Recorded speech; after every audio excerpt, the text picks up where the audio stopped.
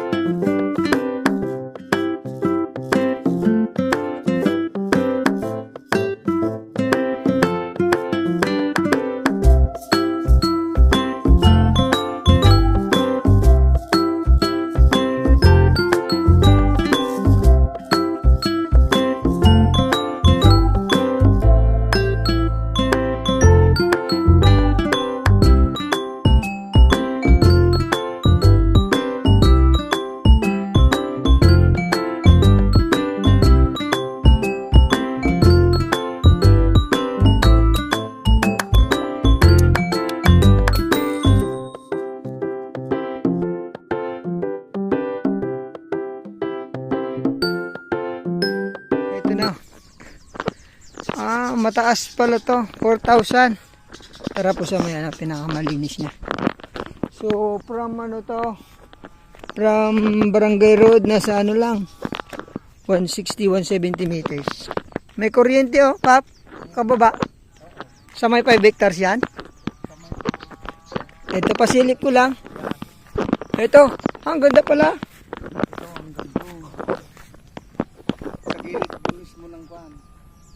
Bukid dito.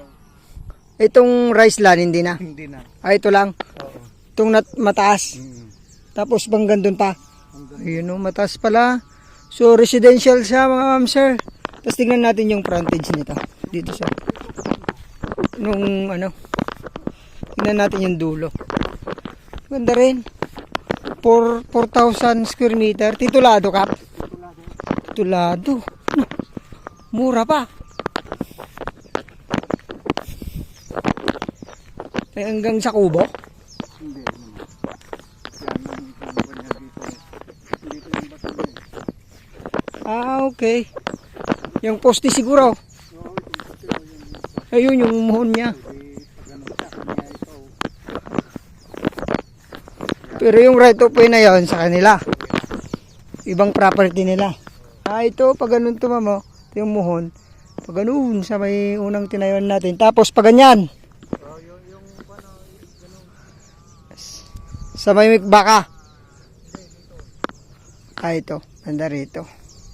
So, ayan. Ang ganda rin. Pwedeng pagtayuan ng bahay din mga ma'am sir. Mga small farm dyan. Mga may gusto po ng small farm. Ito. Daanan naman nila. So, nakakapasok naman tayo. Banda rito ng baka. Ayun, sa may sa may dulo niya. Tingnan daw natin yung dulo kasi may muhon po ito para makita rin natin yung dulo.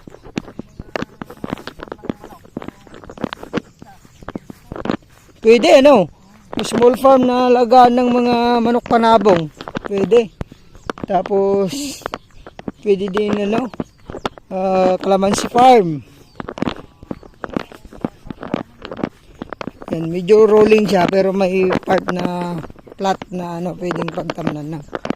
Ayan, ganda rin. Ayun yung boundary, yung 5 hectares.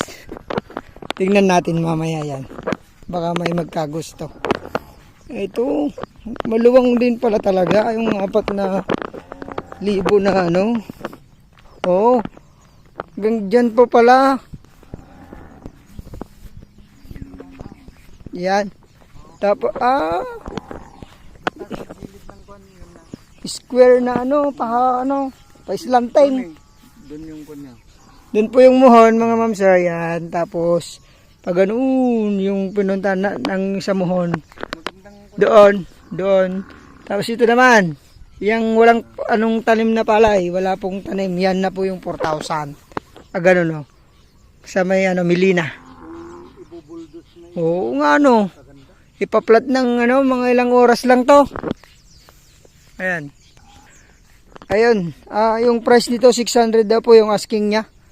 Sabi ni Kap, tapos negotiable naman Kap o sagot niya ang capital gain tax niya. May sagutin siya capital gain tax. Ayun. Ayun, ganda pala dito. Oh. Ayun na ulitin ko, 4,000 square meter title property.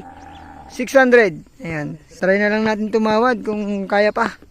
So, ayun ulitin ko, bayan po ng Kuya Po. 600,000 ang asking price ni seller dito. Yeah, thank you. God bless po sa ating lahat. Sana magustuhan nyo to. Small farm.